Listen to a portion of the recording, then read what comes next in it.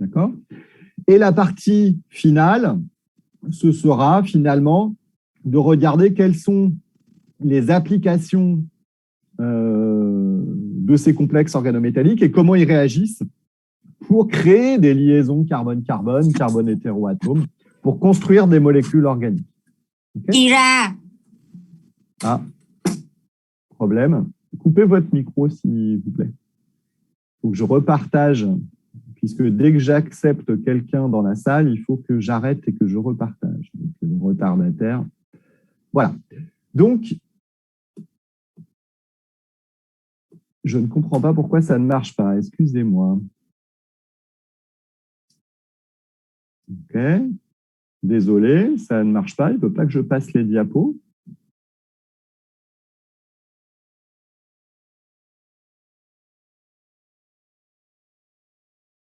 Voilà. Voilà. Alors, le contexte de cette chimie organométallique s'appuie sur des connaissances que vous avez déjà. La chimie organométallique, par définition, c'est une chimie qui concerne des molécules qui possèdent une ou plusieurs liaisons carbone-métal. Alors, de ce que vous connaissez déjà en chimie organique, vous connaissez probablement les organomagnésiens, hein, qui sont des espèces nucléophiles. Hein. Vous avez dû voir en chimie organique, peut-être en avez-vous déjà préparé en travaux pratiques, hein, qui sont préparés, ces dérivés organomagnésiens, les réactifs de Grignard, qui sont préparés à partir d'un dérivé halogéné et d'un magnésium, du magnésium métal. Peut-être l'avez-vous déjà rencontré en L3, la réactivité des organomagnésiens. Alors, vous avez aussi les organozinciques, les organocuprates, les organolithiens, hein, qui sont toutes des espèces nucléophiles et parfois très basiques, hein, comme par exemple le N-butylithium, qui est un dérivé organométallique qui présente des propriétés basiques très fortes, qui sert à générer notamment des carbanions et à faire des déprotonations. Okay.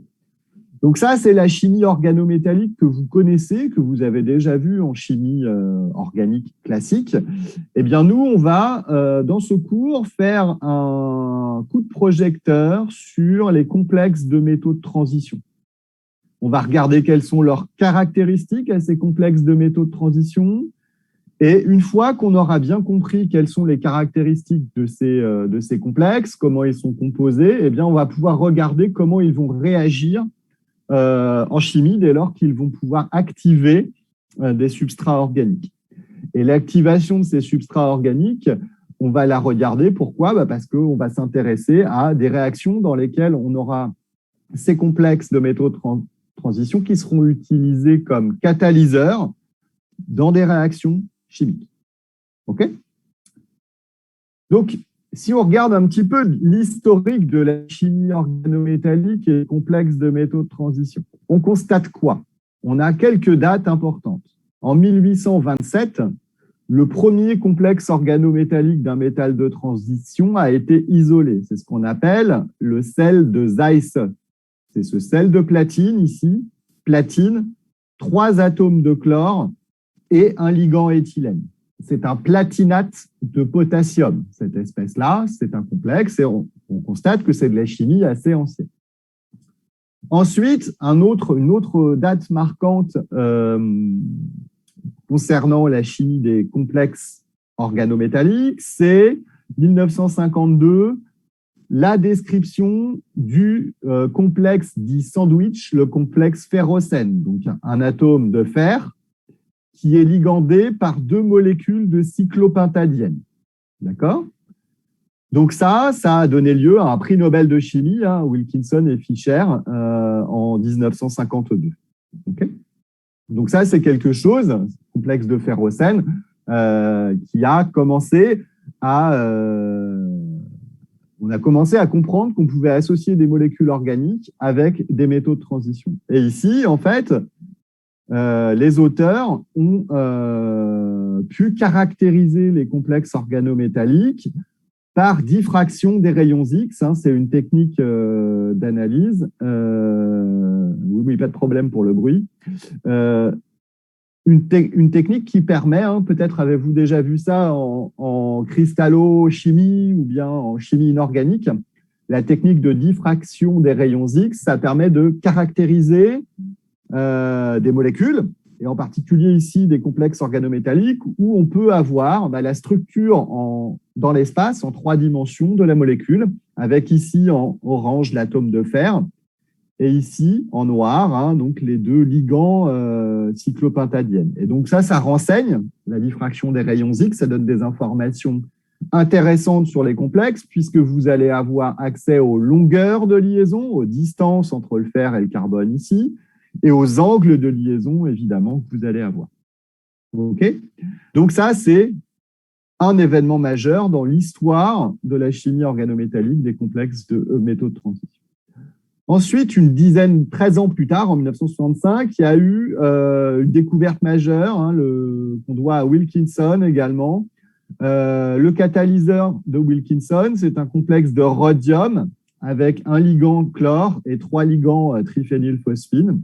Et pourquoi c'est important dans l'histoire de la chimie, ça? C'est parce que ce complexe organométallique en particulier s'est avéré très efficace dans des réactions d'hydrogénation d'oléfine. C'est-à-dire que ce complexe-là de Wilkinson, RHCl-Pfi3 3 fois, si on le place sous atmosphère de dihydrogène, H2, on va pouvoir générer des hydrures de rhodium qui vont être des espèces qui vont permettre de réduire des alcènes en alcanes ou bien des alcynes en alcènes. D'accord ? Vous avez probablement vu ça dans vos premières années en chimie organique, les hydrogénations catalytiques.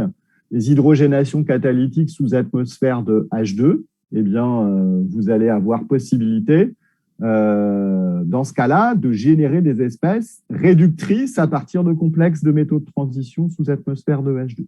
Alors, peut-être avez-vous vu ça avec des complexes de palladium, je pense, palladium H2 pour faire des réductions, mais il faut savoir que ça existe aussi avec le rhodium, l'iridium, le platine, par exemple, okay, et le ruthénium. Donc ça, c'est une découverte assez majeure. Je suis obligé d'arrêter le partage et de le relancer puisque y a des gens qui arrivent avec 15 minutes de retard, c'est beaucoup. Donc, je suis obligé à chaque fois d'arrêter et de relancer. Donc, essayez d'arriver à l'heure, ce serait bien. Pardonnez-moi. Voilà. Donc, ça, c'est les dates importantes. Ensuite, eh bien, globalement, on s'aperçoit qu'il y a des prix Nobel de chimie qui ont été décernés récemment dans le domaine de la catalyse organométallique. Alors, qu'est-ce qu'il y a eu comme prix Nobel de chimie dans lequel on se sert de la catalyse organométallique? Il y a eu, il y a 20 ans, en 2001, un prix Nobel de chimie qui a été décerné à Sharpless, Knowles et Noyori. Et le prix Nobel de chimie, en 2001, il a récompensé la catalyse asymétrique. La catalyse asymétrique avec des complexes de métaux de transition. Alors, Knowles et Noyori ont reçu le prix Nobel pour des réactions d'hydrogénation asymétrique, catalysées principalement au rhodium et au ruthénium. Donc ça, c'est les travaux de Knowles et Noyori.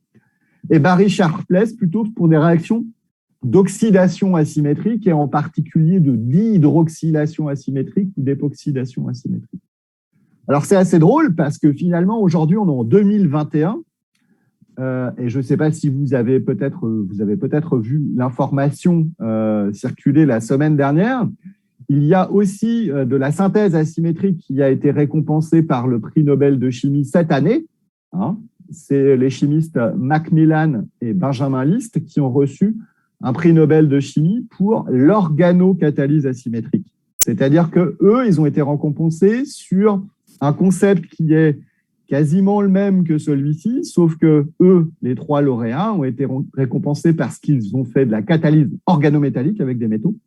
Et Benjamin List et Macmillan, eux, ont été récompensés parce qu'ils font de l'organocatalyse, c'est-à-dire avec ils catalysent des réactions avec des molécules organiques et non-thiopures. Okay. Ensuite, en 2005, on a eu le prix Nobel de chimie qui a été décerné à Yves Chauvin, Robert Schrock et Robert Grubbs et Richard Schrock, pour les réactions de métathèse d'oléfine. Alors, ce sont des méthodes d'oléfination qui permettent de préparer des alcènes. Alors, ici, les complexes organométalliques utilisés pour ces réactions-là sont des complexes de ruthénium, molybdène et tungstène. Okay, donc, ça, c'est un fait vraiment marquant de la chimie moderne, puisque ces réactions-là sont énormément utilisées au laboratoire, mais aussi à l'échelle industrielle pour des gros tonnages, des gros volumes. Et enfin, en 2010, on a eu un prix Nobel de chimie pour les réactions de couplage catalysées au palladium. Les 3 lauréats de ce prix Nobel de chimie sont Eck, Negishi et Suzuki. Et ça, c'est aussi une chimie qui est abondamment utilisée dans le domaine académique, mais aussi dans le domaine industriel. Beaucoup de réactions catalysées au palladium, de couplage pallado-catalysé, sont utilisées à l'échelle industrielle. Okay, donc, nous, cette année, qu'est-ce qu'on va voir? On va discuter ensemble, lorsqu'on va parler des applications de la catalyse organométallique, on va parler des réactions d'hydrogénation catalysées au rhodium. On va parler des réactions de métathèse d'oléfine catalysées au ruthénium. Et on va parler de quelques réactions de couplage pallado-catalysé. Donc, en fait, dans les applications que l'on va décrire dans ce cours, cette année, on va parler de réactions qui ont été récompensées assez récemment par un prix Nobel de chimie. OK ? Alors, pourquoi on s'intéresse à ça? On s'intéresse à ces complexes de métaux de transition, pas uniquement parce que c'est une chimie qui a été récompensée par le prix Nobel de chimie, évidemment. On s'intéresse aux complexes de métaux de transition parce qu'on les retrouve, ces complexes de métaux de transition, pour beaucoup d'applications. Quelles sont les applications dans lesquelles on retrouve des complexes organométalliques de métaux de transition? Le premier exemple ici, c'est la molécule d'hème. La molécule d'hème, on la retrouve dans l'hémoglobine, c'est-à-dire que c'est une molécule qui est dans notre sang et qui permet de vectoriser les molécules de dioxygène que l'on respire. Okay, ce sont les vecteurs, ces complexes organométalliques de fer, ici, les molécules d'hème, ce sont les vecteurs de molécules de dioxygène qui vont permettre d'aller transporter le dioxygène de notre bouche et notre nez vers nos muscles. Okay, donc ici, c'est une molécule naturelle, l'hème, qu'on retrouve dans les sous-unités protéiques de l'hémoglobine. L'hémoglobine, c'est une grosse protéine dans lesquelles on va retrouver 4 molécules d'hème. Et on voit que ici, la molécule de dioxygène qui est en bleu va venir se complexer à l'atome de fer, d'accord, et va pouvoir être vectorisée dans l'organisme pour aller oxygéner les muscles. D'accord? Donc ça, c'est un exemple de complexe organométallique qu'on retrouve dans les molécules naturelles, qui est extrêmement abondant.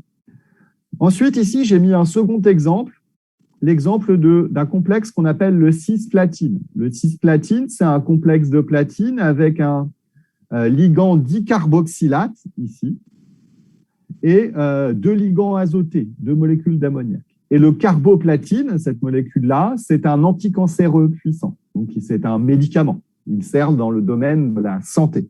Okay, c'est un exemple de complexe organométallique qui peut être administré à un patient dans le cadre d'une thérapie, dans le cadre d'une chimiothérapie en l'occurrence ici. Okay, autre exemple, un complexe ici de gadolinium avec un ligand tétraazoté ici, une amine, une tétraamine ici. Et ce complexe de gadolinium ici, c'est un agent de contraste qui est utilisé en IRM. L'IRM, c'est une technique d'imagerie, alors ici, qui permet d'aller localiser, c'est un agent de contraste qui permet d'aller localiser précisément des zones dans le corps humain. Et ça a des applications ensuite très importantes pour les médecins, pour les chirurgiens qui vont avoir besoin d'avoir une cartographie précise d'un organe, par exemple, avant d'effectuer une opération, par exemple. Okay, Et enfin, vous avez ici un complexe de ruthénium avec des ligands dipyridine autour, ici, là. Et en fait, ces complexes de ruthénium, là, sont utilisés beaucoup aujourd'hui, ça c'est de la chimie très moderne, pour faire ce qu'on appelle de la photocatalyse.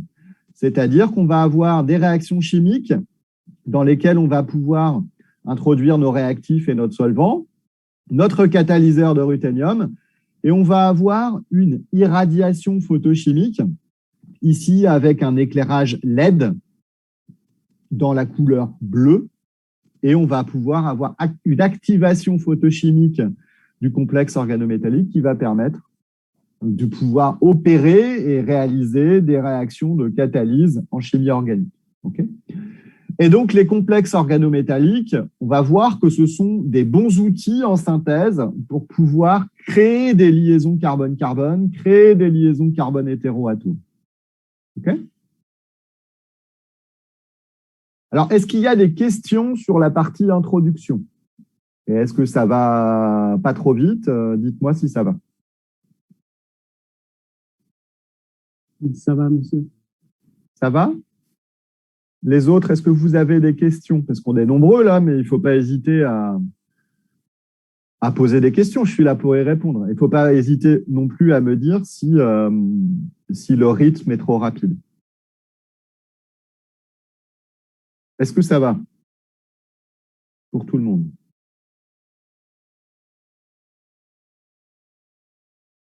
OK pour tout le monde? Bon, on va continuer alors, du coup.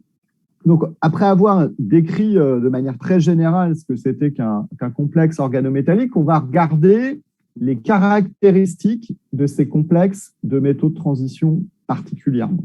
Okay, alors déjà, qu'est-ce que c'est qu'un métal de transition? Un métal de transition, ici, dans le tableau périodique de Mendeleïev, on le retrouve ici, on les retrouve ici. Hein, ce sont tous les atomes qui sont en jaune dans cette zone-là. Et quelles sont les caractéristiques communes des métaux de transition? Qu'est-ce qu'on peut dire finalement électroniquement sur ces métaux de transition? Eh bien, ce sont des espèces qui possèdent une sous-couche D qui est incomplète. Okay, c'est ce qui va caractériser un métal de transition, et c'est comme ça qu'on distingue les métaux de transition dans la classification périodique des éléments de Mendeleïev. Okay, donc ça, c'est quelque chose que vous connaissez déjà, puisque probablement, quand vous avez étudié, quand vous étiez petit, dans les premières années de chimie, vous avez dû étudier le tableau périodique et les différentes classes d'atomes dans ce tableau périodique. Donc nous, on va principalement travailler avec ces espèces-là, hein, surtout les trois premières lignes ici hein, de métaux de transition. Alors, on va obtenir un complexe de métal de transition dès lors qu'on va associer ce métal à des ligands, d'accord? Et à quoi vont servir les ligands autour du métal de transition? Eh bien, ces ligands vont permettre de stabiliser le métal, de le rendre plus stable. Et pourquoi ça va le rendre plus stable? Parce que ça va permettre au métal de transition de compléter ses sous-couches de valence. Puisque les ligands qui vont être associés au métal de transition vont partager ou donner des électrons au métal. Et si j'associe un ligand ou plusieurs ligands avec un métal de transition, je vais former ce qu'on appelle un complexe de métal de transition. Okay, donc, le complexe, par définition, il va comprendre un métal. Alors, le métal, ça va être un métal de transition. Ça peut être le fer, le platine, le palladium, le rhodium, le ruthénium, l'iridium, hein, ou l'or, ou tout ce que vous voulez, dès lors que c'est un métal de transition. Et il va être entouré, ce métal, de ligands. Et les ligands qu'on va avoir, on peut avoir des ligands phosphorés, hein, ça peut être des phosphines, des phosphites, des phosphinites, des phosphoramidites. Hein, dans les ligands phosphorés, ça peut être beaucoup de choses. Assez classiquement, on va retrouver des phosphines, comme la triphénylphosphine, hein, qui est ici, PFI3, triphénylphosphine. On peut avoir des métaux carbonyles, donc ça peut être un ligand monoxyde de carbone, CO, et ça peut être des ligands halogénés, chlore, brome, iode, fluor, par exemple. Et on va voir qu'il en existe d'autres, puisque ces ligands peuvent être aussi des molécules organiques carbonées. D'accord ? Alors, comme je le disais plus haut, les ligands, ils vont permettre aux métals de transition d'atteindre ou au moins de s'approcher, d'avoisiner la configuration électronique du gaz rare qui se situe sur la même ligne du tableau périodique. Et ça, c'est ce qu'on va appeler la règle des 18 électrons. Pourquoi ? Parce que si on compte les électrons de valence dans le tableau périodique, on sait que les gaz rares possèdent 18 électrons de valence. Et du coup, les ligands, ici, vont permettre de compléter les sous-couches de valence du métal de transition et permettre au métal de transition d'aller à 18 électrons ou au moins de s'approcher des 18 électrons. Plus un complexe organométallique aura un nombre d'électrons de valence qui sera proche des 18 électrons, plus il sera stable. En tout cas, pour les métaux situés à droite du tableau périodique de Mendeleïev. OK ? Alors, on va voir un petit peu quels sont les différents types de ligands qu'on peut rencontrer. D'accord ? On va expliquer un petit peu comment on peut classer les différents types de ligands. D'accord ? Et ça, on va s'appuyer pour classer les différents types de ligands sur un formalisme qu'on appelle le formalisme de Green. On va s'appuyer sur ce qu'on appelle le modèle covalent de description des complexes de métaux de transition. En gros, il existe deux grandes classes principales de ligands qu'on appelle les ligands grand L et grand X. Et on va décrire une troisième classe de ligands, mais qui est plus rarement rencontrée, qui concerne les ligands Z, grand Z. Alors, on va décrire ces trois familles de ligands ensemble, et on va commencer par les ligands L.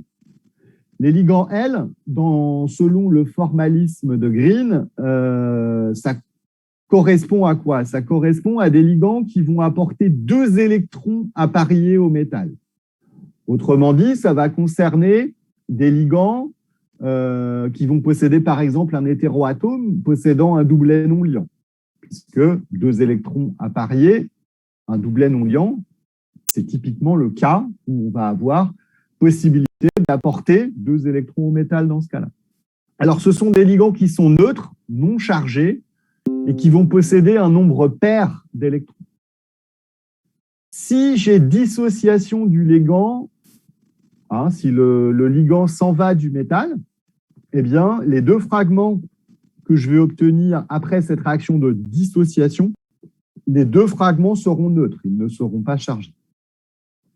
Alors, quelles molécules vont jouer le rôle de ligand L dans les complexes organométalliques de métaux de transition? Eh bien, on va regarder déjà l'exemple des ligands L dits monodentes. Monodentes, ça va vouloir dire qu'ils vont se lier une seule fois au métal.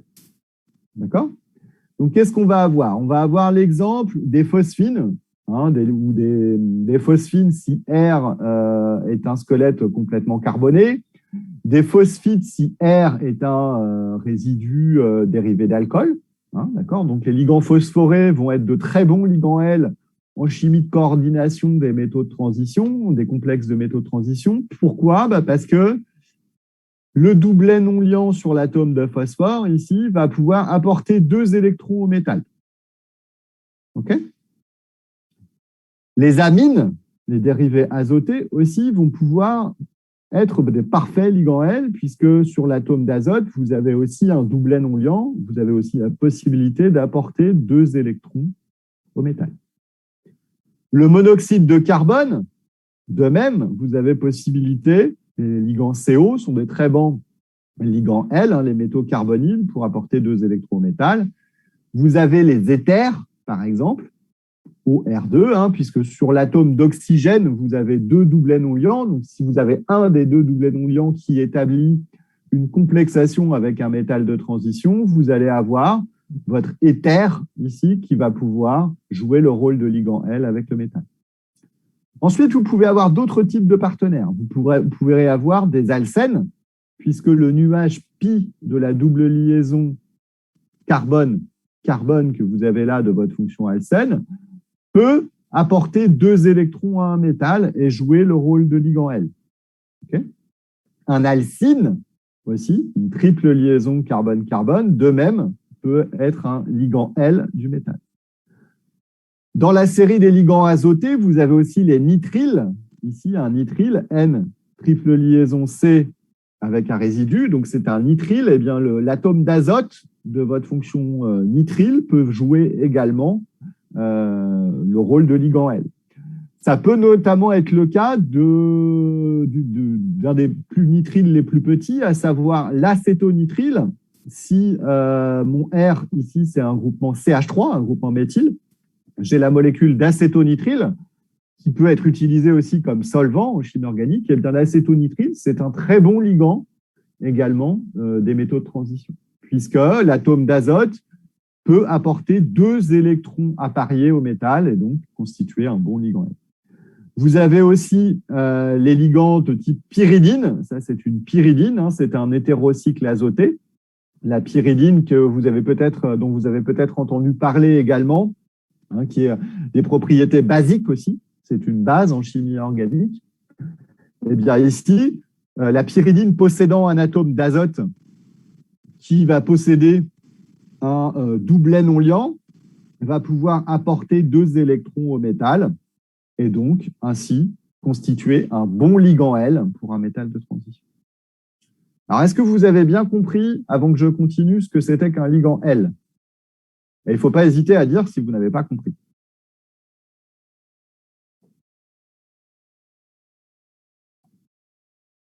Je vous écoute. Monsieur, oui. Est-ce qu'il y a des ligands de l'atome sulfure? De l'atome, quel atome? Sulfure. Le soufre, oui, le soufre. Ouais, alors je l'ai pas. Le soufre, tout à fait. C'est une très bonne remarque. Le soufre, c'est un hétéroatome qui possède des doublets non liants.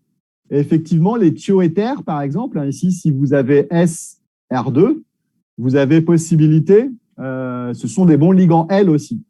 Alors, effectivement, ici, je n'en ai pas parlé, hein, j'aurais pu en parler, mais on va voir que les composés soufrés, bien souvent, on appelle ça des poisons pour les catalyseurs. C'est-à-dire que vous avez des très fortes liaisons entre le soufre et les métaux de transition. C'est quelque chose de très solide et parfois, ça va avoir tendance à fournir des complexes organométalliques très, très, très, très stables. Et ainsi, le complexe organométallique est très, très stable. Eh bien, en termes de réactivité et d'activité catalytique, vous allez avoir une réactivité qui sera très faible. D'accord ? Donc, c'est pour ça, j'en ai pas parlé, mais par contre, vous avez raison. Les thioéthers sont, et les composés soufrés sont de très bons ligands L. Oui. Est-ce que vous avez d'autres remarques ou questions avant d'aller plus loin?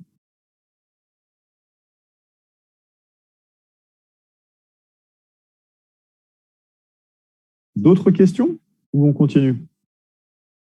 Il ne faut pas hésiter à poser les questions.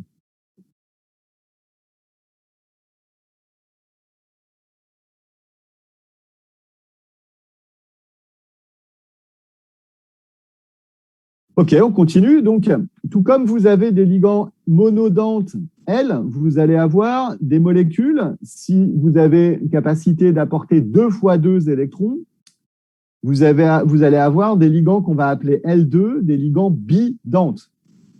2 fois qui vont constituer comme des pinces pour le métal, hein, qui vont pouvoir venir pincer le métal. Alors, qu'est-ce qu'on a comme exemple? Il y en a plusieurs, mais vous avez par exemple des diènes. Le butadiène, par exemple, il y a 2 fonctions alcènes qui vont pouvoir venir faire des complexes un petit peu sandwich sur le métal.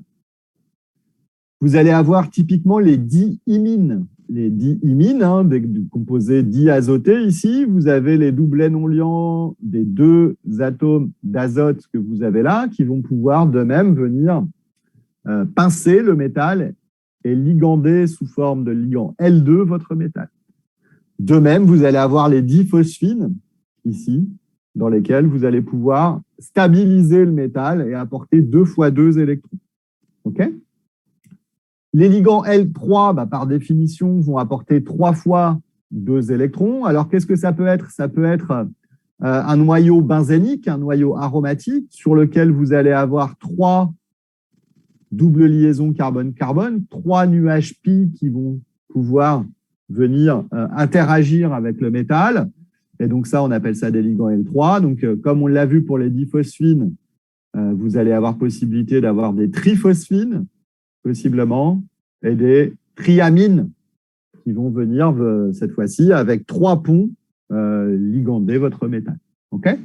Et dans tous les cas, ce sont bien des ligands L, puisque chaque atome qui établit une liaison avec le métal apporte 2 électrons au métal, 2 électrons appariés au métal. Okay ? Donc ça, ce sont pour les ligands L. Les ligands X, maintenant, contrairement aux ligands L, eux, ils vont apporter seulement 1 électron au métal, un seul. Donc, ce sont des ligands qui vont posséder un nombre impair d'électrons. Si j'examine la réaction de dissociation, de rupture de la liaison métal-ligand, dans ce cas-là, cette dissociation du complexe va conduire à des fragments anioniques. Alors, on a un cas particulier dans le cadre des ligands X. On a les ligands anioniques, mais on a aussi les ligands radicalaires. Les ligands radicalaires, on va très peu en parler cette année. Okay ? Alors, qu'est-ce qu'on va avoir comme ligand X? Classiquement, un ligand X d'un métal, ça va pouvoir être un halogène, un fluor, un chlore, un brome ou un iode. Okay ? Ça va pouvoir être un hydrure, H-, ici, un métal hydrure. Si c'est un atome d'hydrogène, je casse la liaison MH, j'obtiens M+, et H-. H-, c'est un hydrure, c'est une espèce qui va permettre d'établir des réductions. Et tout à l'heure, quand on parlait en introduction des différentes découvertes dans le domaine de la chimie organométallique, on a parlé des réactions de réduction, d'hydrogénation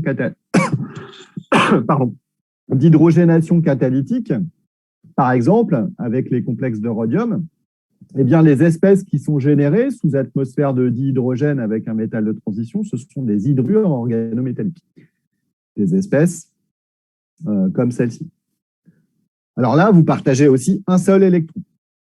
Ça peut être des résidus alkyles, des chaînes carbonées. Ici, ça peut être un méthyle. Vous avez une liaison covalente, métal, carbone.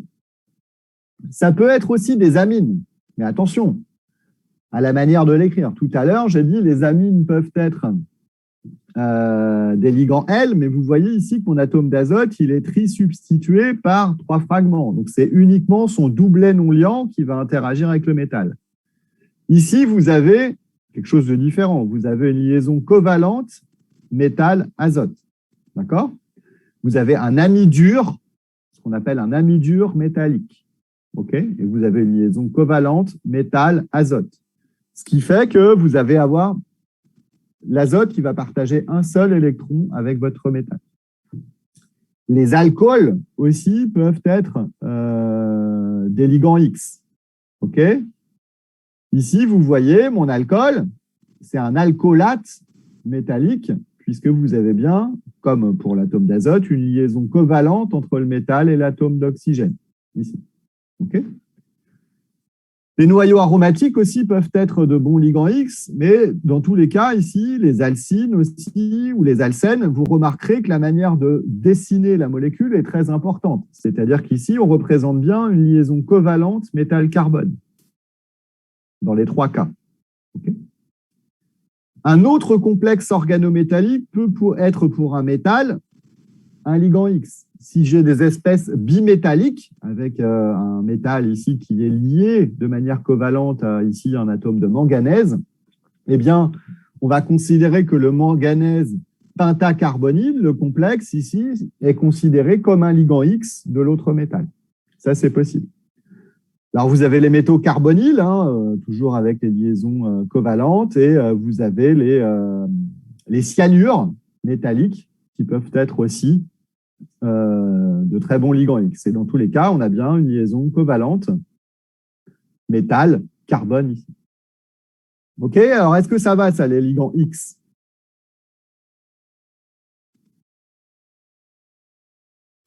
Est-ce que vous avez des questions sur... Je n'ai pas entendu, excusez-moi. Dans le cas pyrrole, c'est L.UX1. Dans le cas de quoi? Pyrrole. Du pyrrole? Oui. Alors, attends, on va voir si je vais basculer sur le tableau. Hop. Là, je n'ai pas donné d'exemple avec le pyrrole, mais je vais aller mettre le tableau blanc. Hop. Est-ce que vous voyez le tableau là? Donc là, on parle bien du pyrrole, hein. Je dessine la molécule. Dans le cas du pyrrole, c'est ça? Oui. Est-ce que c'est ligand L ou ligand X? Ben, si vous avez L ou X1.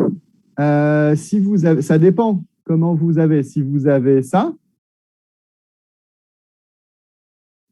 ok, vous avez une liaison covalente métal-azote. Donc, dans ce cas-là, c'est MX.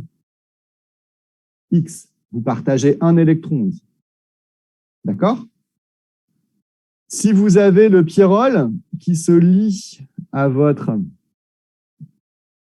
Je vais essayer de le dessiner comme ça. Qui se lie... alors je vais prendre une autre couleur. Qui se lie comme ça à votre métal, vous allez avoir un complexe ML2. D'accord? Donc, tout dépend comment, quel type de liaison vous allez avoir. OK? Là, le pyrrole, s'il est lié de manière covalente à l'atome d'azote, eh bien, vous allez avoir le pyrrole qui joue le rôle de ligand X. S'il est lié uniquement par ces systèmes pi, hein, ces deux doubles liaisons carbone-carbone qui apportent chacune 2 électrons, vous allez avoir un complexe type Ml2. Et ici, en fait, vous apportez qu'un seul électron, parce que vous avez une liaison covalente. OK? Est-ce que j'ai répondu à votre question? Oui. Monsieur, est-ce que le double électron non liant sur l'atome d'azote peut former une liaison avec le métal? Ça, possiblement, oui. Alors, le pyrrole, c'est un cas... le pyrrole, on le rencontre très peu dans le cadre des complexes organométalliques. Les pyridines, beaucoup. Les pyridines, comme j'ai mentionné tout à l'heure, énormément, donc la pyridine. Ça, c'est principalement, exclusivement ligand L.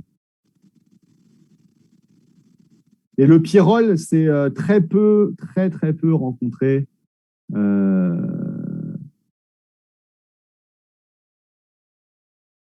C'est très peu rencontré en tant que ligand. Les pyridines, beaucoup. Le pyrrole, il y a très peu d'exemples, en fait, dans la littérature. Il y en a quelques-uns. Dans des cas particuliers, on en parlera. Ce sont les cas des porphyrines. Hein, on va en parler dans le cas de ce qu'on appelle les porphyrines pour le pyrrole. OK? Et principalement, c'est ça qu'on va rencontrer. OK? Le porphyrine, on a vu un exemple, je vais vous la remontrer quand je vais passer sur le cours, dans la molécule d'Hème, dans l'hémoglobine. Et on a souvent ça qui est représenté. OK? Est-ce que j'ai répondu à votre question?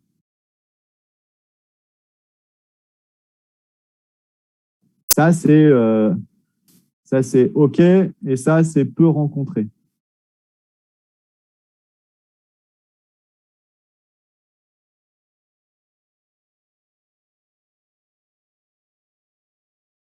Ça va? Oui. Oui. Oui, ça va. Le troisième complexe est ML3, c'est ça? Lequel? Le pyrrole avec le métal ML2 que vous avez écrit. Je pense que c'est ML3. Non, au niveau géométrie, ça ne va pas. Le doublet non liant, il n'intervient pas. Parce que vous n'allez pas avoir les bons angles de liaison. Ce n'est pas possible. Le pyrrole, ça en réalité, peu d'exemples. Ça, OK. Ça, peu favorable, quoi. Le pyrrole, je vous dis, il y a très très peu. Je ne sais pas pourquoi vous focalisez. Pourquoi vous focalisez sur le pyrrole?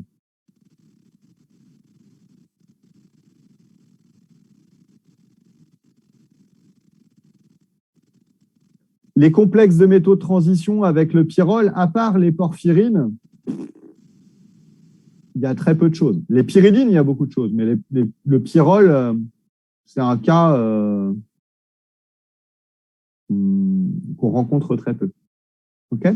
On le rencontre uniquement... Alors, attendez. Je vais reprendre ça. On le rencontre...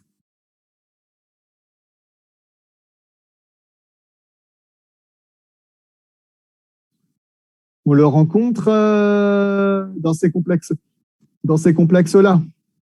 Vous voyez, vous avez le fer. Ici, cet atome d'azote-là et cet atome d'azote-là, c'est X. Et ici, c'est les doublets non liants que vous allez avoir. Donc ici, en réalité, c'est M, L2, X2 sur ce complexe-là. Et ça, c'est le seul exemple, en fait, les seuls exemples où vous allez trouver des ligands type pyrrole avec les métaux de transition. Le reste du temps, c'est en chimie, en tout cas pour faire des complexes organométalliques, pour faire de la catalyse, ce qui est l'objet de mon cours, il y a très peu d'intérêt à s'intéresser de ça. Les complexes pyridines, OK, les complexes phosphines, OK, les complexes carbène, OK, mais les complexes pyrrole, il y a peu d'exemples. Est-ce qu'il y a d'autres questions?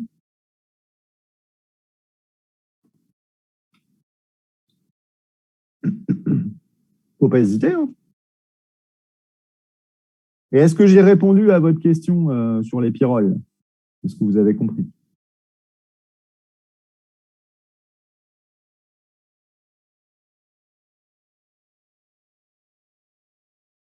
On continue ou est-ce qu'il y a d'autres questions?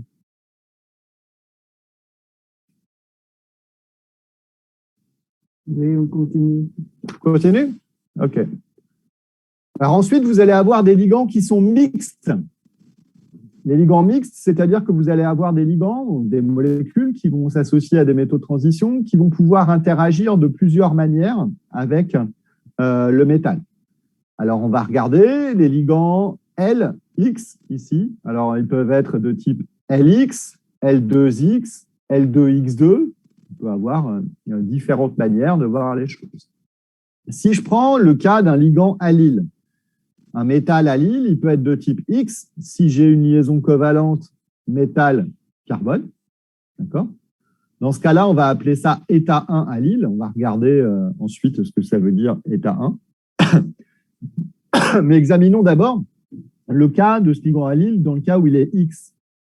Dans le cas où il est X, j'ai une liaison covalente, certes, mais la double liaison carbone-carbone, elle peut intervenir. Alors dans ce cas-là, il est de type LX, puisque j'ai 2 électrons apportés par la double liaison et 1 électron apporté par ce carbone-là. Donc effectivement, on peut écrire les formes de résonance. Dans le cas d'un allyle non substitué, ces 2 molécules-là sont les mêmes, mais dès lors que je peux aussi avoir des synamyles ou des choses comme ça avec des substituants sur cet atome de carbone-là. Dans ce cas-là, je peux écrire les formes de résonance. On peut aussi le dessiner comme ça, sous forme d'un complexe pi allyle. On appelle ça un complexe pi-allyle. Alors ici, vous voyez, j'appelle ça état 1 allyle ou état 3 allyle. État, c'est quoi? État, c'est ce qu'on appelle l'apticité d'un ligand. OK? État, c'est l'apticité d'un ligand et ça correspond à quoi? État, le 1 ou 3 ici, ça va renseigner sur le nombre d'atomes du ligand qui sont liés au métal. OK? Donc ici, j'ai une liaison carbone-métal. L'apticité, elle est de 1. Ça s'appelle un état 1 allyle. Donc ça va spécifier que mon ligand allyle va être ici sous la forme d'un ligand X.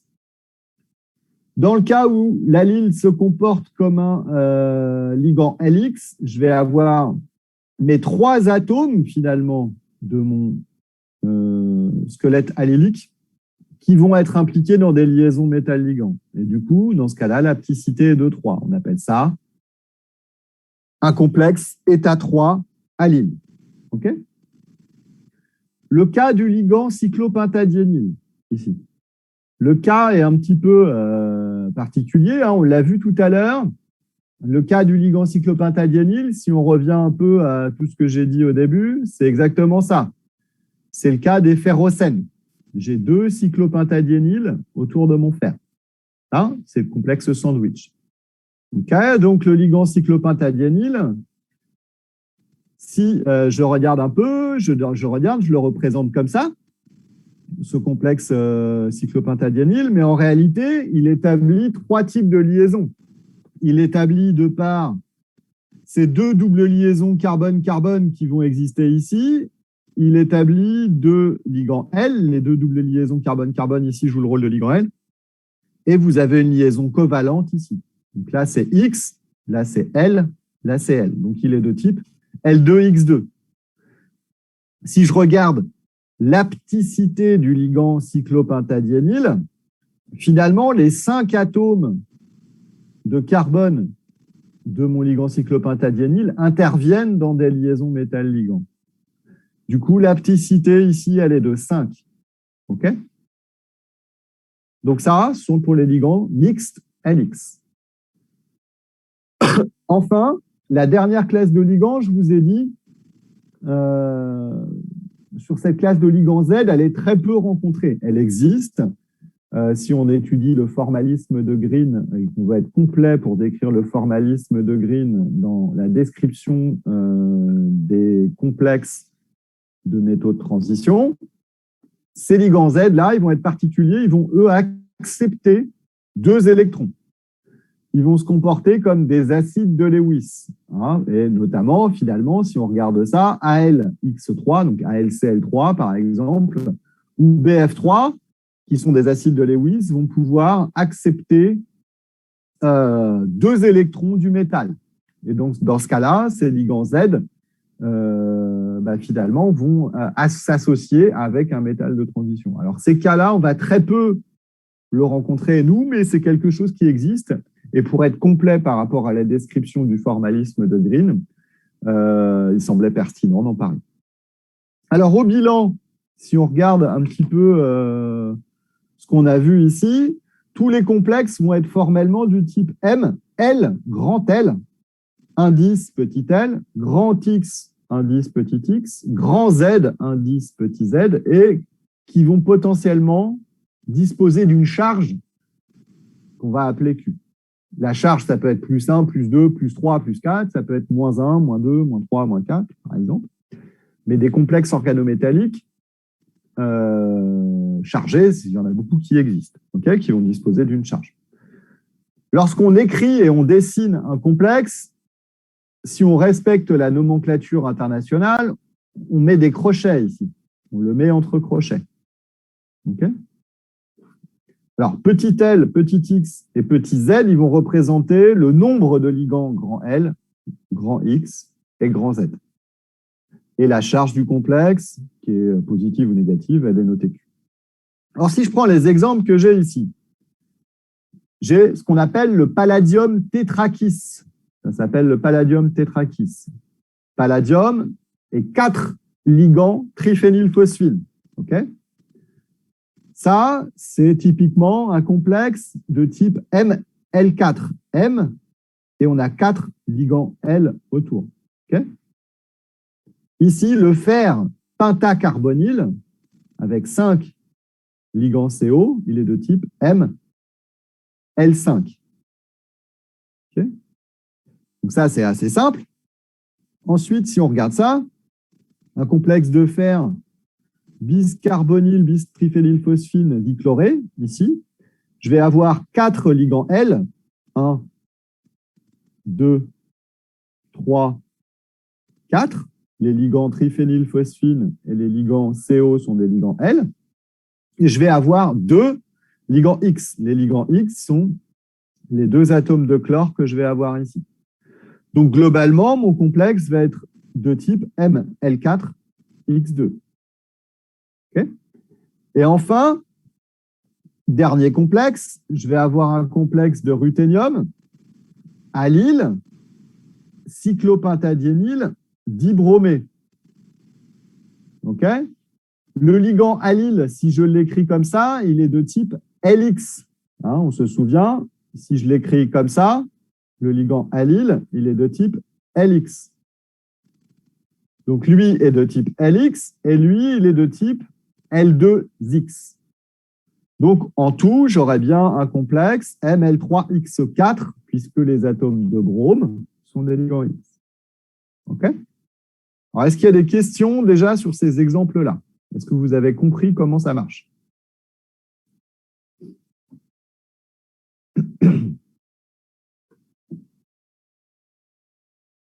Monsieur, pour les ligands pontants, comment on écrit le formel de ce complexe? Je n'ai pas compris. Excusez-moi.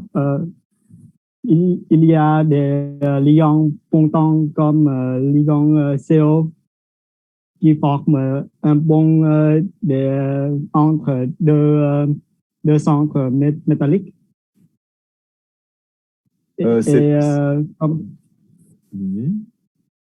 Comment on écrit la formule moléculaire de ce complexe? Là, ils ne sont pas pontants, les carbonyles.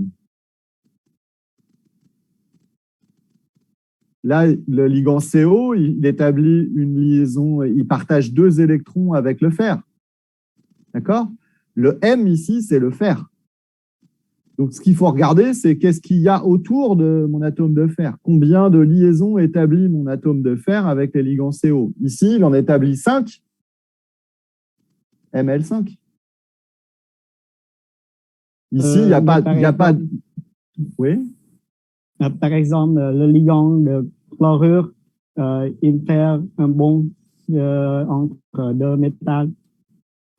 Comment classer ces complexes?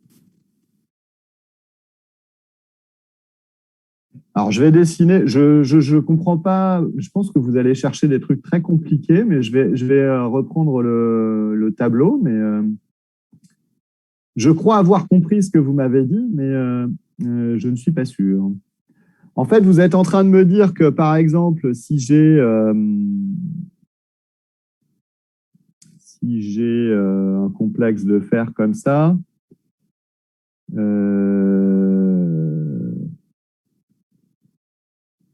qu'est-ce que je pourrais faire comme complexe? Attendez 2 secondes. C'était quoi le complexe de fer que j'avais dessiné, tant qu'à faire?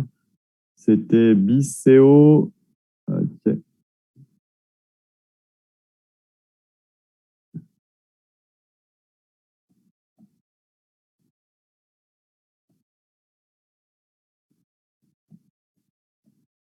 Ce que vous me dites, c'est si jamais vous avez ça, et que vous allez avoir un autre atome de fer ici, c'est ça?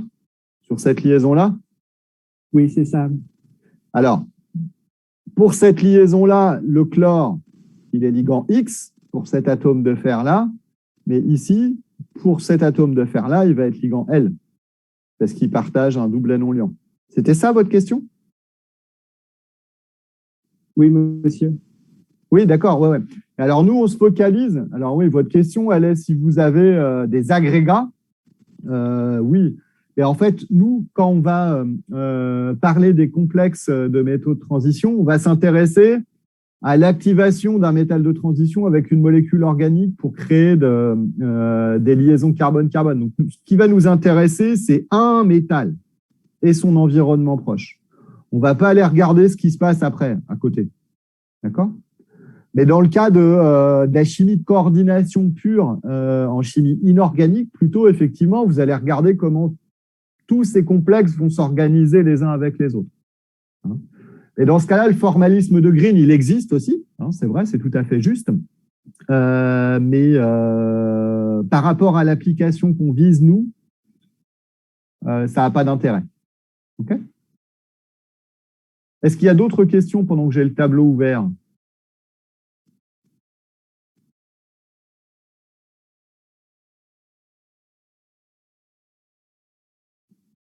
Oui, monsieur. Oui, je vous Euh, écoute.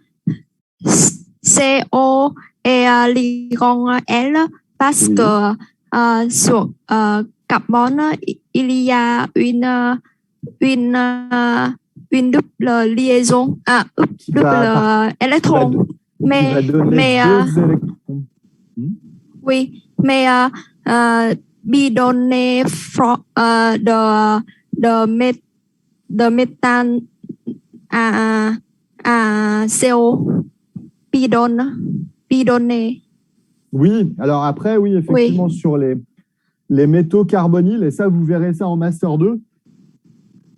En cours de Master 2, vous verrez plus en détail la nature de la liaison métal-ligand et en particulier la rétrodonation du métal.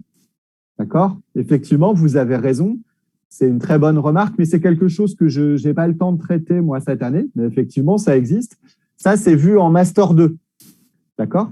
Si vous venez au Mans l'année prochaine, par exemple, faire votre Master 2, eh bien, dans le module, il y a un module complet de catalyse organométallique et chimie verte. On est 3 intervenants. Il y a Philippe Bertus, Stéphane Guillard et moi. Et on va plus loin dans ce cours-là. C'est d'ailleurs pour ça que j'ai choisi cette année de vous enseigner ce module-là, parce que c'est une initiation, c'est le début du cours qui vous permettra, si vous venez au Mans l'année prochaine, d'être plus à l'aise pour comprendre la suite du cours. D'accord ? Mais effectivement, là, si on regarde de près la nature de la liaison métal-carbonyle, c'est intéressant. Et on peut même aller expliquer après sur de la spectro-infrarouge. On peut regarder les bandes d'absorption caractéristiques des métaux carbonyles pour justement juger du caractère sigma donneur d'un ligand. Mais ça, c'est Master 2. C'est un niveau un peu plus élevé, mais votre question est très pertinente. Est-ce qu'il y a d'autres questions ?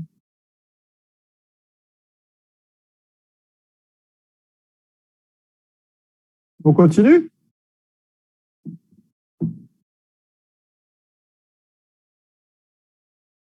On continue. Maintenant qu'on sait comment on décrit un complexe organométallique, on va regarder comment on fait pour décompter les électrons et regarder quelles sont les caractéristiques électroniques d'un complexe de métal de transition, complexe organométallique. Alors, on va voir qu'il existe 4 grandes caractéristiques du métal dans les complexes organométalliques de métaux de transition. Il existe ce qu'on appelle le nombre d'électrons de valence, le nombre d'électrons non liants, la coordinance et le degré d'oxydation. Okay ? Et ces 4 caractéristiques-là, on va voir qu'on s'y intéresse. Pourquoi ? Parce que ça va nous intéresser ensuite pour regarder comment ces complexes vont réagir avec des substrats organiques, comment ils vont permettre d'activer des liaisons carbone halogène, par exemple, sur des substrats organométalliques. Alors, le premier point qu'on va regarder, première caractéristique, c'est le nombre d'électrons de valence, NeV.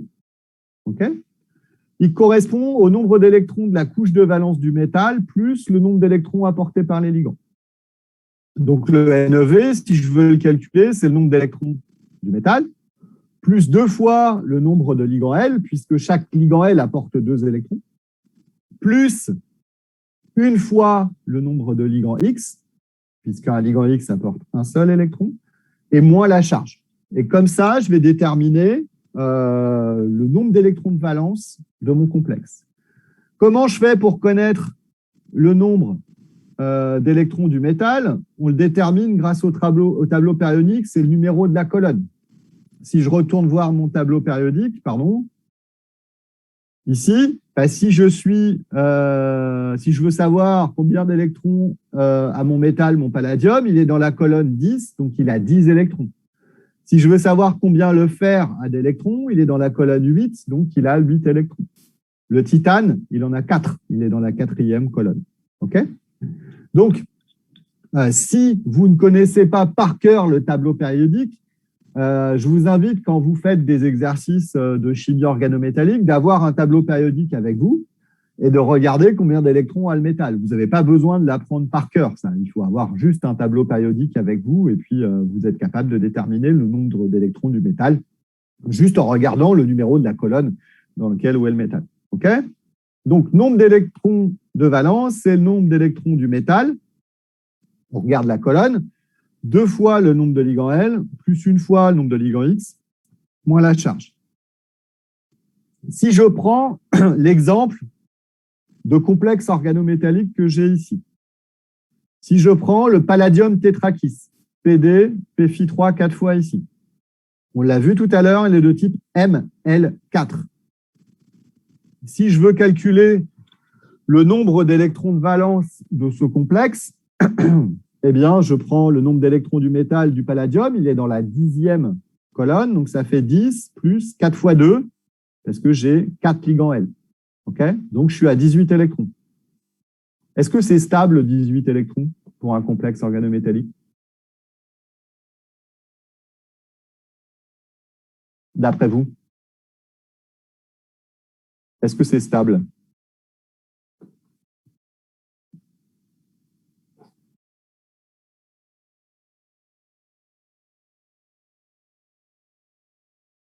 Oui, c'est stable. Ouais, pourquoi? Parce que le l'ion central possède 18 électrons comme la configuration électronique d'un gaz noble. Oui, tout à fait. Donc, c'est ce qu'on a vu tout à l'heure. Effectivement, plus le complexe de métaux de transition, pour les métaux surtout qui sont classés à droite du tableau périodique, plus ça se rapproche des 18 électrons, plus c'est stable. Okay, donc, effectivement, c'est bien ça. Après, si je regarde ce complexe de fer, là, je reprends celui-là, FeCl2, CO 2 fois, Pfi3 2 fois, il est de type Ml4X2, puisque j'ai 2 atomes de chlore qui jouent le rôle de ligand X, j'ai 2 CO qui jouent le rôle de ligand L, et j'ai 2 Pfi3 qui jouent le rôle de ligand L. Donc, au global, j'ai Ml4X2. Le fer, il a 8 électrons, le fer. Il est dans la 8e colonne, donc ça fait 8 plus 2 fois 4, parce que j'ai 4 ligands L, plus 2, j'arrive à 18 électrons. OK? Assez simple. Là encore, j'ai un complexe organométallique qui, normalement, devrait être stable, puisqu'il se rapproche de la structure du gaz rare correspondant, il a 18 électrons. Si je reprends ce complexe-là, c'est un fer cyclopentadiényl, allyle, biscarbonyl, cationique, chargé positivement. Il est sous forme M, L1, 2, 3, plus lui qui est L2X, donc ça fait Ml5X plus. OK?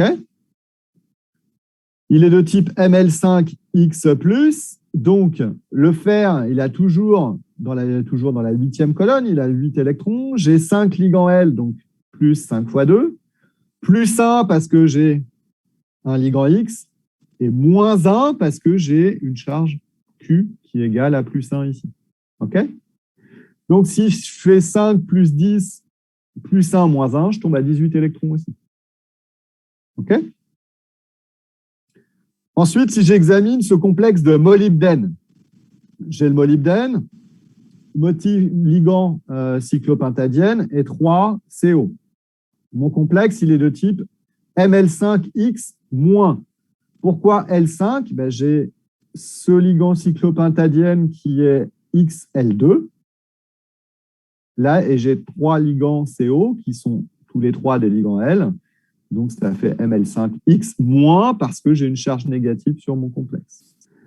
Si je regarde l'atome de molybdène, où est-ce qu'il se situe dans la classification périodique des éléments de Mendeleïev, il est dans la 6e colonne, il a 6 électrons, donc c'est pour ça que je retrouve le 6 ici.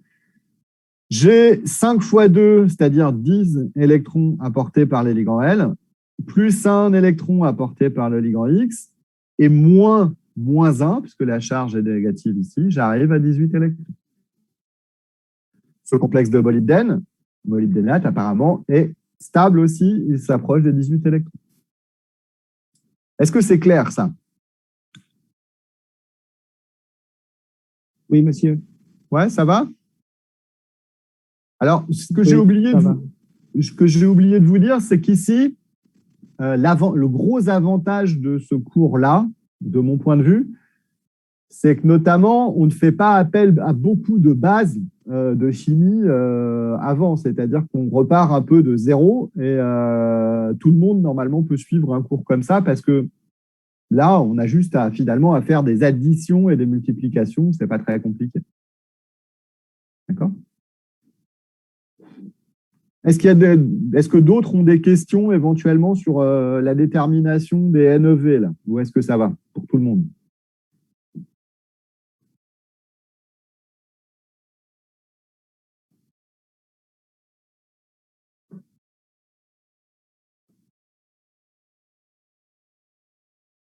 On continue?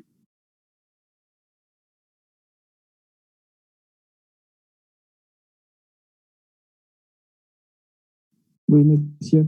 On continue? Très bien. Alors ensuite, la seconde caractéristique des complexes de métaux de transition qu'on peut regarder, c'est le nombre d'électrons non liants, le NENL. Ici, on le note comme ça, NENL, nombre d'électrons non liants.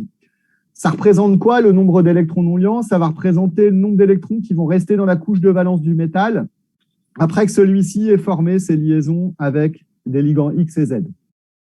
Ça correspond à la notation D6, D10, D8, etc., des métaux de transition, que vous avez peut-être vu si vous avez étudié les métaux de transition plutôt en chimie inorganique.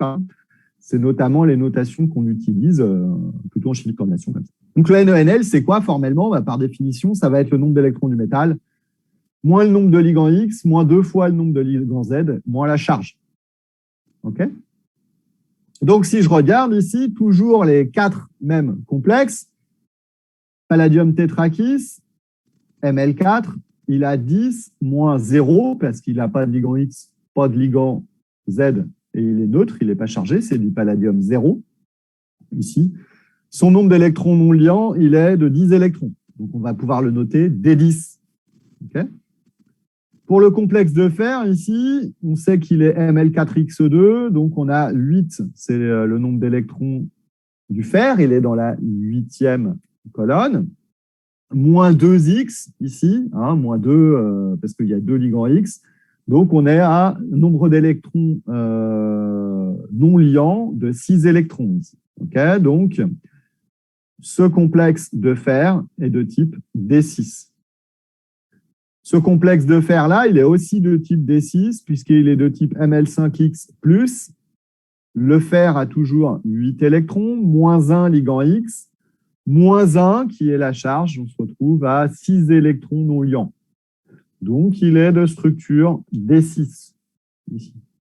Et enfin, ce complexe de molybdène, de même, le molybdène, lui, il est dans la 6e colonne, il a 6 électrons, le métal, moins 1 parce qu'il y a un ligand X, et moins 1, puisqu'il y a une charge négative ici. Donc, on a aussi le molybdène ici qui est en structure D6, donc d'électrons non liants, égal à 6. Okay, alors, ça, vous avez dû voir peut-être en chimie inorganique que les structures D10, D6, DX, en fait, de manière plus générale, des complexes organométalliques avaient un impact sur la géométrie dans l'espace, l'arrangement dans l'espace des différents ligands autour du métal. Hein, l'arrangement des ligands dans la sphère de coordination autour du métal.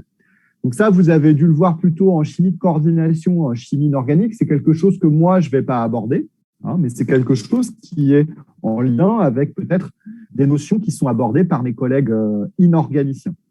Alors, moi, par contre, ce que je vais pouvoir vous dire là-dessus, c'est que si ça a un impact sur la géométrie d'un complexe, de facto, ça va avoir un impact sur sa réactivité, puisque l'arrangement dans l'espace des ligands autour de mon métal, ça va avoir un impact sur la manière dont mon métal va pouvoir interagir avec des substrats organiques et va pouvoir faciliter ou non la création de liaisons carbone-carbone, par exemple.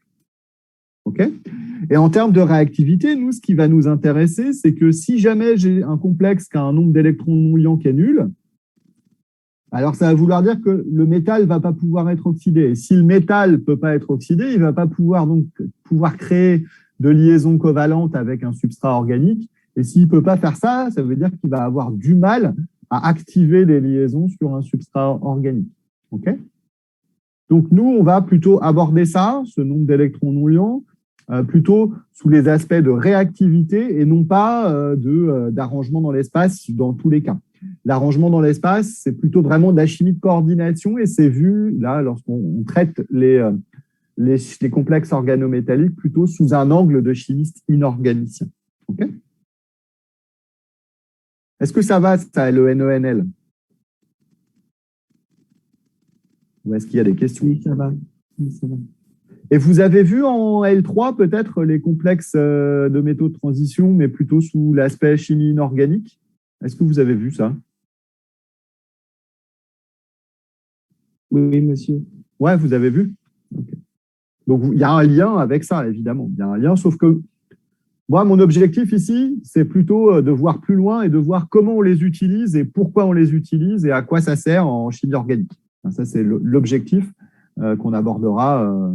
C'est l'objectif à l'issue du cours que vous sachiez comment fonctionnent ces outils. La troisième caractéristique des complexes de métaux de transition qui va nous intéresser, c'est de regarder ce que c'est que le degré d'oxydation du métal. Alors, le degré d'oxydation d'un métal, il va correspondre au nombre de charges, positives ou négatives d'ailleurs, du métal une fois que celui-ci sera dépouillé de ses ligands. Donc, le degré d'oxydation d'un métal, on le calcule en additionnant le nombre de ligands X et la charge Q du complexe. Donc, si je regarde le complexe palladium-tétrakis, M, PD, puis phi 3-4 fois ici, ben finalement, j'ai un complexe qui a un degré d'oxydation qui est égal à 0 parce que je n'ai pas de ligand X et je n'ai pas de charge. Donc, c'est ce qu'on appelle du palladium 0, degré d'oxydation 0. Le complexe de fer que j'ai ici, c'est un complexe de type Ml4X2, on l'a vu, son degré d'oxydation, il est de plus 2.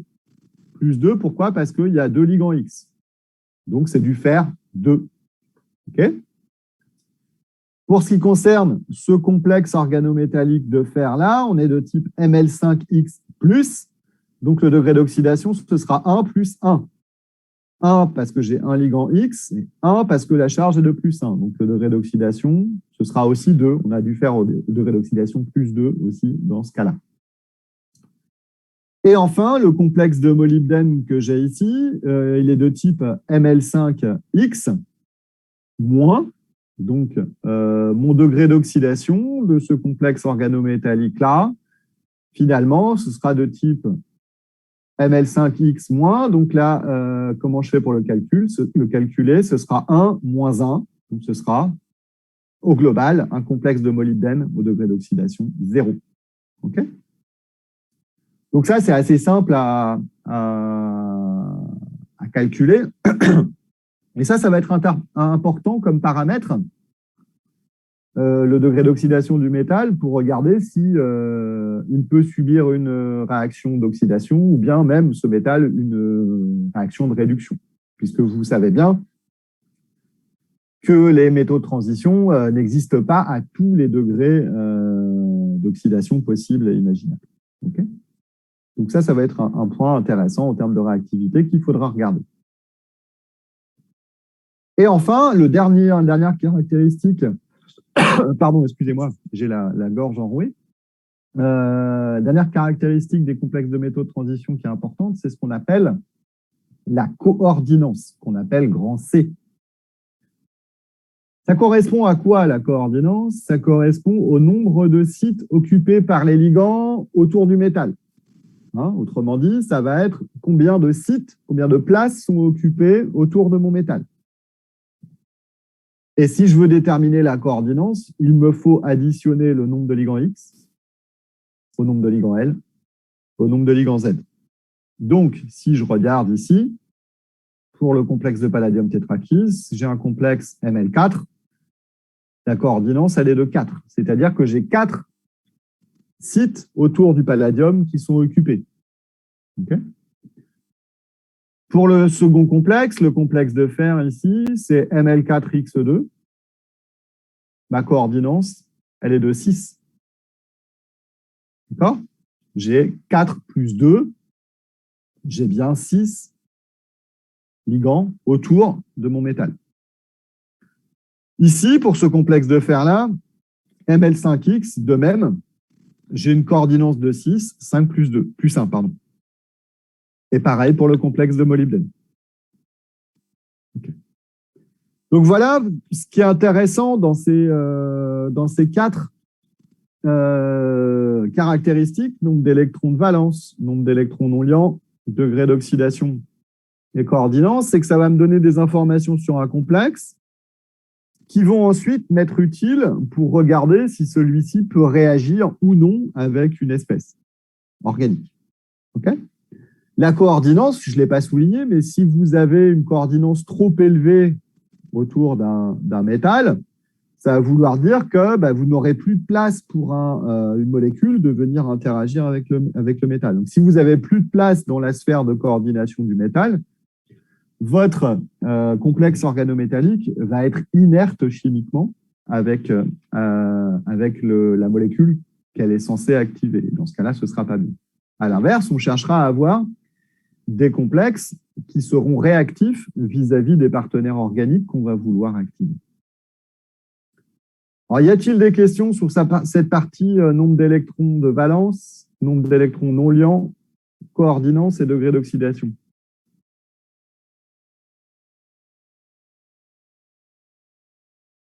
Avez-vous des questions? Oui. Est-ce qu'il y a une méthode pour déterminer quelle est la coordinance maximale possible pour un métal? Alors ça va dépendre. Alors oui, il y a des outils qui sont utiles, et notamment en modélisation moléculaire, c'est-à-dire faire de la simulation numérique.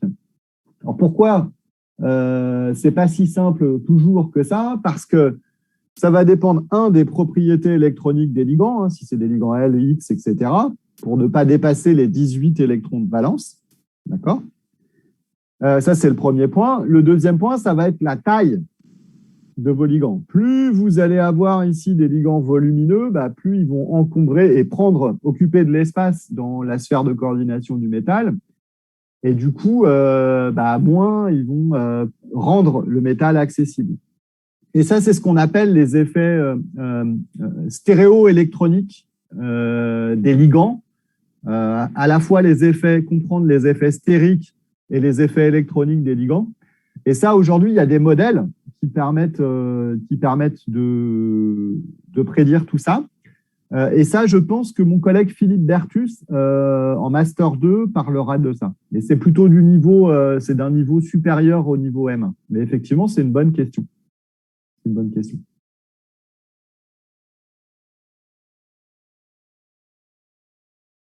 Est-ce qu'il y a d'autres questions?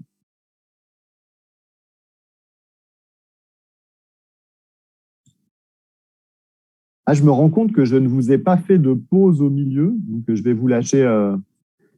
J'arrêterai la séance un peu avant parce que j'ai pas fait de pause. Avec Brigitte Boulard, peut-être, et Pamela Passetto, vous faites une pause au milieu ou pas? Je ne sais pas parce que c'est le premier cours Ah, aujourd'hui. vous n'avez pas eu cours encore avec Brigitte Boulard et Pamela Passetto? Il n'y a pas encore, monsieur. Ah, je suis le premier. Oui, oui. Ah, je suis le premier. Bah, je savais pas. Je savais pas que j'étais le premier. Je pensais que Brigitte et Pamela avaient déjà fait des cours. Ok. Donc oui, la prochaine fois, j'essaierai de vous faire une pause au bout d'une heure. Là, ce que je vais faire, c'est que je vais encore faire un 15 minutes et j'arrêterai dans 15 minutes. D'accord? Ok, parce que 2 heures, c'est un peu long, peut-être, c'est un peu fatigant pour vous. Alors, pour ces caractéristiques des complexes, on a vu que pour appréhender et regarder un petit peu la réactivité de ces complexes, c'était important de connaître le nombre d'électrons de valence, le nombre d'électrons non liants, le degré d'oxydation et la coordinance. Mais ce qui est important aussi, c'est de regarder évidemment cette règle des 18 électrons. Et vous l'avez probablement observé dans pas mal d'exemples que j'ai donnés pour calculer le nombre d'électrons de valence. On se rapproche souvent des 18 électrons parce que globalement, ici, ça apporte une grande stabilité aux métaux de transition. Alors, effectivement, parfois, le nombre d'électrons de valence peut s'écarter, être bien inférieur des 18 électrons.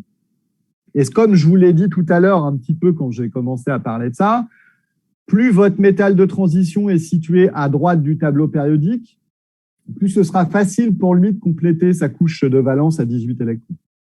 En revanche, pour les complexes organométalliques qui sont situés à gauche du tableau périodique, les métaux de transition à gauche du tableau périodique, eh bien, ces complexes-là, ils auront une tendance moyenne ou faible à compléter leur couche de valence à 18 électrons, mais sans pour autant, pour tous les cas, avoir des complexes qui sont instables.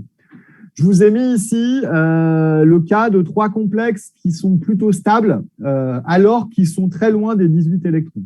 Mais pourquoi ces complexes sont stables? Parce que si vous regardez le titane, le chrome et le tantal, si je retourne voir titane, chrome, tantal dans mon tableau périodique, où est-ce qu'ils sont? Titane, chrome, tantal, ils sont à gauche du tableau périodique. Donc, pour ces métaux-là, tous ces métaux qui sont de la colonne, je dirais 3 à 6, ici, s'ils ne sont pas à 18 électrons, vous pouvez avoir des exemples de complexes malgré tout qui sont stables.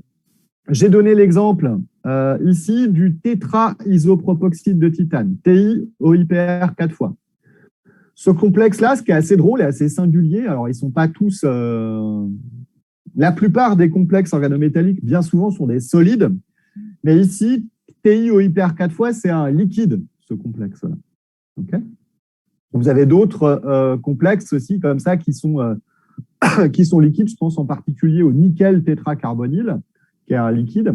Et NiCO 4 fois, c'est probablement un des composés les plus dangereux sur la planète. C'est un composé mortel, le nickel tétracarbonyle, NiCO 4 fois. Son surnom, c'est Liquid Death, le liquide de la mort. Il faut savoir que les gens qui ont étudié ça, ces complexes organométalliques dans l'histoire de la chimie, beaucoup sont morts, malheureusement. Les gens qui cherchaient à travailler sur ces métaux carbonyles là ont eu des soucis. Et d'ailleurs, historiquement, dans ces laboratoires, aujourd'hui, c'est plus le cas, il y a des détecteurs et on travaille en boîte à gants, mais à une époque, il y avait des oiseaux dans des cages dans les laboratoires.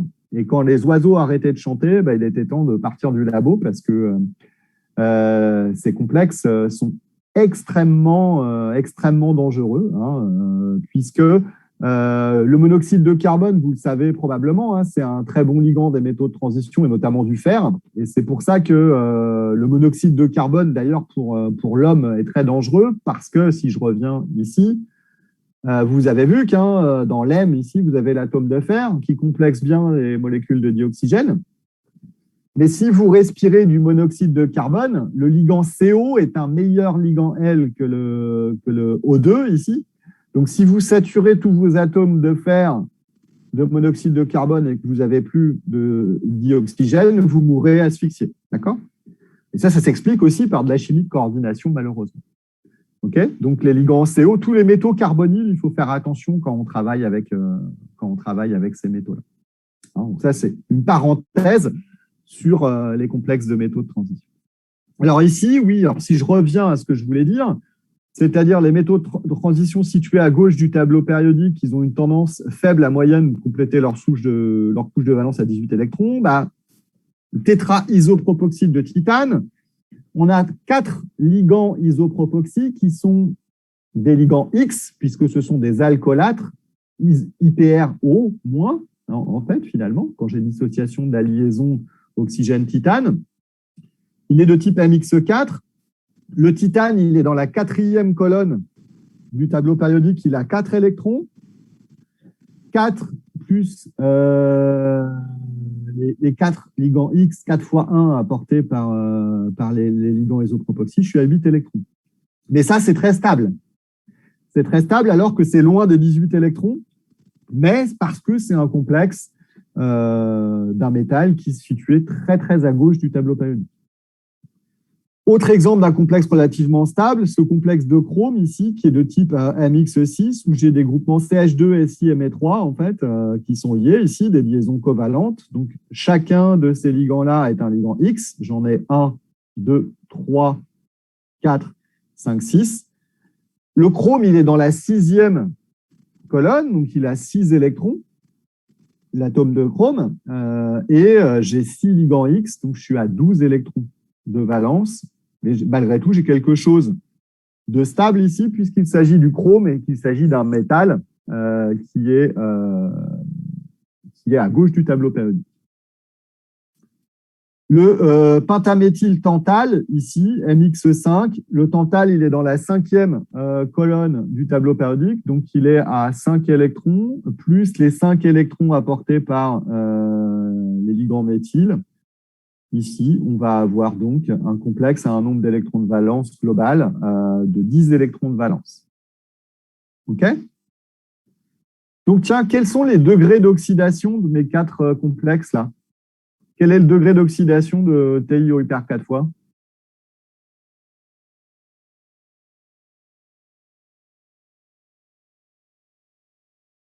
Petite question.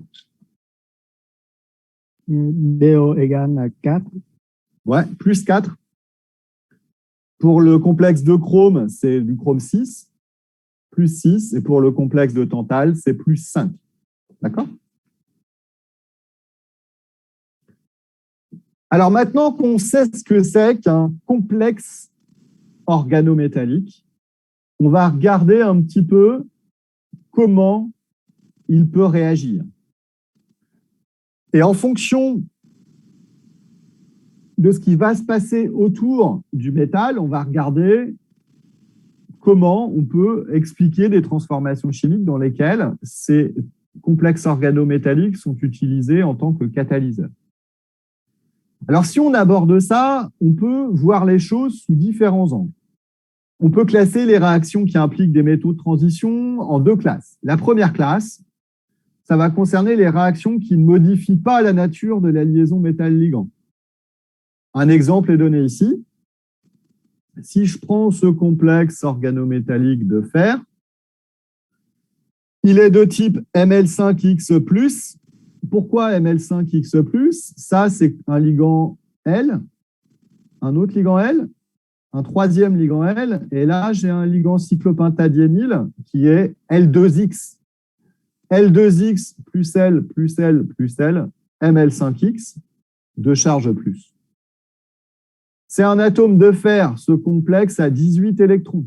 18 électrons, pourquoi il a 18 électrons? Il a 18 électrons puisqu'il a... Qu'est-ce qui peut m'expliquer pourquoi il a 18 électrons de valence, ce complexe-là? Le fer, il a combien d'électrons? 6 électrons. Ouais. 6 électrons, le fer, plus Comment on fait pour arriver à 18 ici?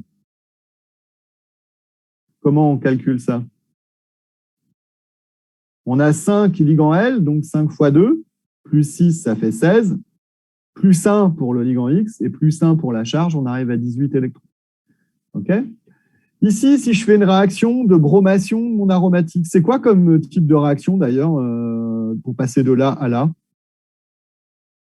C'est via quel mécanisme ça marche, cette réaction-là, avec Br2?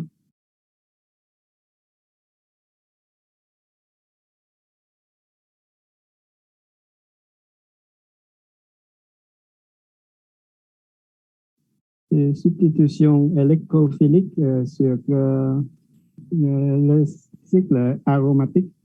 Tout à fait, c'est une réaction de substitution électrophile aromatique. Hein. Sur ce phénol-là, on va faire réagir le brome ici. Et ensuite, avec NaI, on va venir déplacer ce ligand-là et faire ce complexe. Alors, si on regarde cette réaction de bromation et qu'on regarde notre métal, finalement, entre ce complexe-là et ce complexe-là, on a toujours Ml5X+, on a toujours un NeV qui est identique au cours de cette réaction-là. Ensuite, avec NaI, je fais une substitution de ligand. Je vais avoir ce complexe FeI cyclopentadiényl biscarbonyl. Je vais passer un complexe Ml4X2 qui sera non chargé, un NeV de 18 électrons, et je vais libérer le produit. Dans ce cas-là, effectivement, la réaction chimique, elle ne modifie pas la nature de la liaison. Cette réaction chimique-là ne modifie pas la nature de la liaison métal-ligand. Donc ici, on a plutôt notre complexe de fer qui joue le rôle il joue le rôle de quoi d'ailleurs? Pourquoi, quand je fais une bromation ici, si je veux bromer cette position-là, il est important d'utiliser ce complexe de fer complexé à l'alcène ici? Si j'avais directement travaillé sur ce substrat-là, mais sans le complexe de fer, qu'est-ce qui se serait passé? Le brome va attaquer sur le alcène. Ah ouais, on va faire une dibromation d'alcène via l'ion bromonium ponté, etc. Donc ici, effectivement, c'est très bien votre remarque. Le complexe de fer, il joue le rôle de groupement protecteur. Il protège la double liaison carbone-carbone pour orienter la bromation sur le noyau aromatique et avoir une réaction de substitution électrophile aromatique ici. OK? Donc ça, ces réactions-là, finalement, nous, ça ne va pas trop nous intéresser.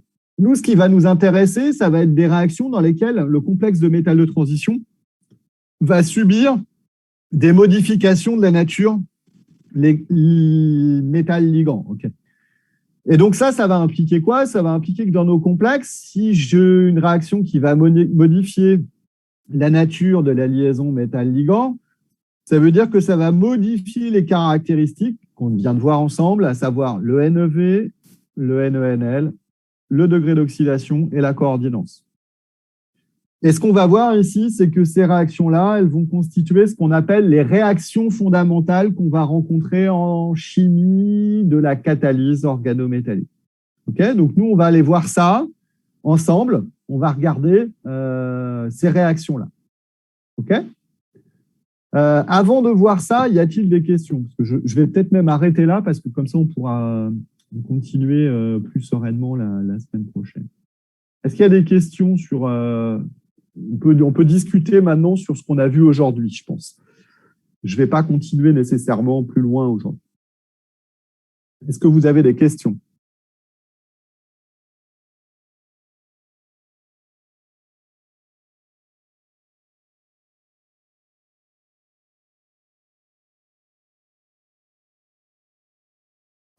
Alors, si vous n'avez pas de questions, moi, je vais vous en poser.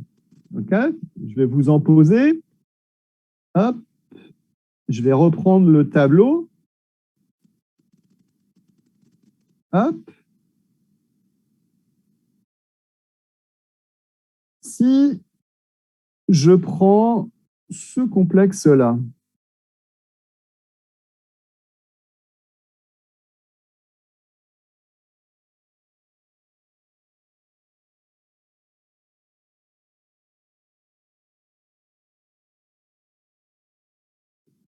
Est-ce que vous pourriez me donner quelle est la structure générale de ce complexe-là?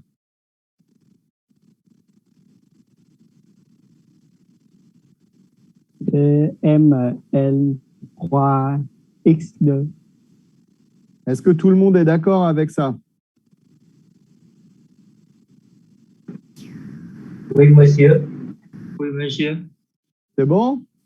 Alors ici, on a un ligand X, un ligand X, un ligand L, un ligand L, un ligand L.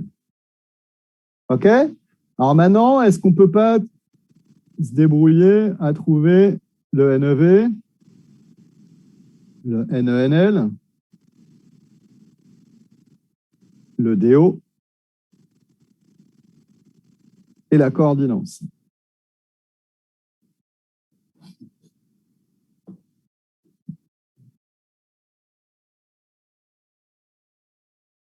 Le ruthénium, il a combien d'électrons? 8 électrons. 8 électrons. Donc pour calculer le NEV, je dois ajouter quoi? 2 fois L. 2 fois L, donc j'ai 3 ligands L, plus 2 fois, enfin 1 fois 2. Oui. OK, et donc ça fait combien? 8, 3 fois 2, 6, et 8, 14, 16 électrons. OK? Le nombre d'électrons non liants, comment je fais pour le calculer? C'est 8 moins 8 2. moins 2. Moins 2. moins 2 parce que j'ai 2 ligands J. Et puis, c'est tout? Le degré d'oxydation, 2.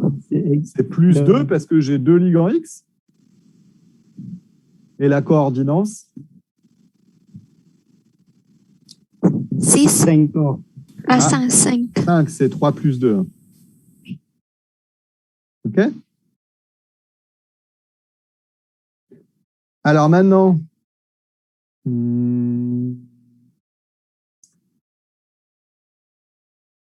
ben on va faire le ferrocène.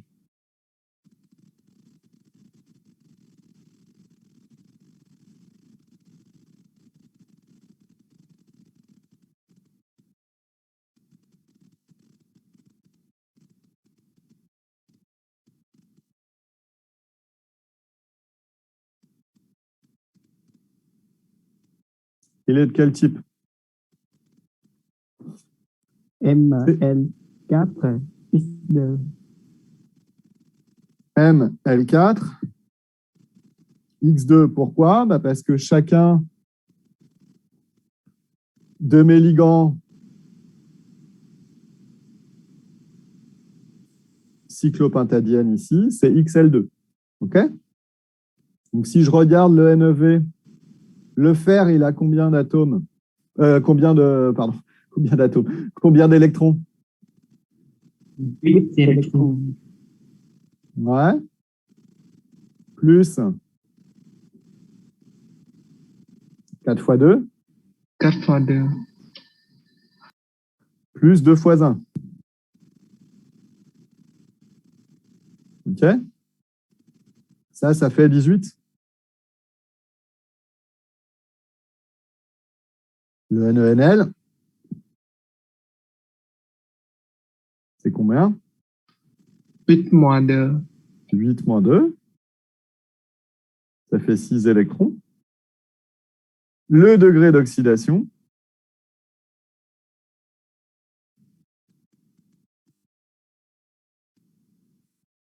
C'est plus 2. c'est plus 2. C'est du fer 2. La coordinance, elle est de 6 plus 2, 6. 6, tout à fait. Bon, vous avez compris ça?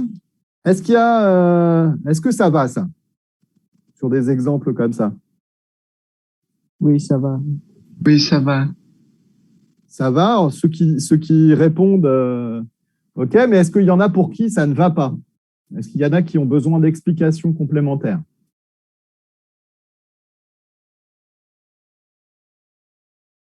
Il ne faut pas hésiter à se signaler s'il y a des choses que vous n'avez pas comprises.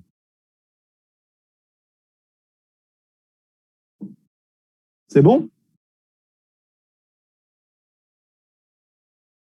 Alors, ce que je peux faire, ce que je ne vous ai pas fait ici, c'est ce que je vais vous écrire ici. Je ne sais pas si vous l'avez, mais je vais vous écrire mon mail.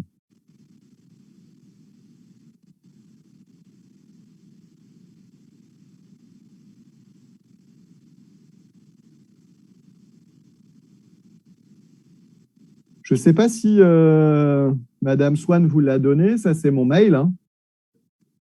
Si d'aventure vous avez des questions à me poser, vous pouvez aussi m'envoyer un mail.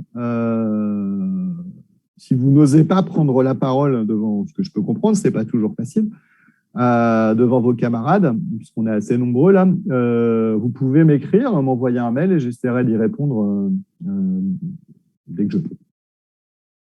D'accord?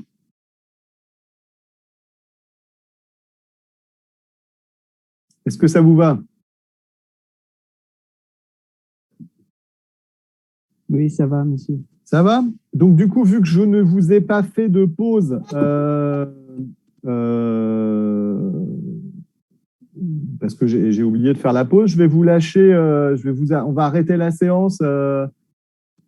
On va arrêter la séance maintenant. Je continuerai le cours la semaine prochaine, d'accord? Et je peux rester en ligne quelques minutes si vous avez des questions. OK? Et ceux qui n'ont pas de questions peuvent y aller. Parce que je pense qu'il est tard chez vous, là. Il doit être très tard chez vous, là. Je pense qu'il doit être 22 h, non? Je pense, bientôt. C'est ça? Il est quelle heure à Ho Chi Minh City? 21 h. 21 h, il y a 5 heures, pardon. OK. Je vous souhaite une bonne soirée et puis n'hésitez pas à me contacter si vous avez besoin. Et on se voit la semaine prochaine. D'accord? Oui, d'accord. Oui, d'accord. Au revoir. Au revoir, monsieur. Au revoir, monsieur. Au revoir. Au revoir, monsieur. Au revoir, monsieur. Au revoir. Au revoir, monsieur. Monsieur.